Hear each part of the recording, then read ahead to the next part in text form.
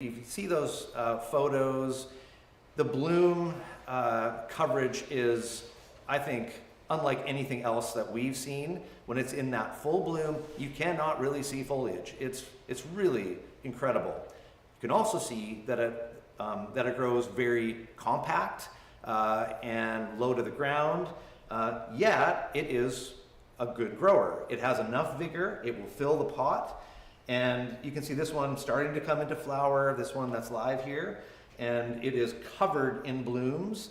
And so I think one of the challenges that growers often have with paniculata programs when you're trying to sell them in flower, maybe later in spring or in the summer, is that it's hard to ship on a rack and get a good plant count for your shipping. We're all trying to become, as efficient as possible. So this one in bloom will fit really well in a rack program.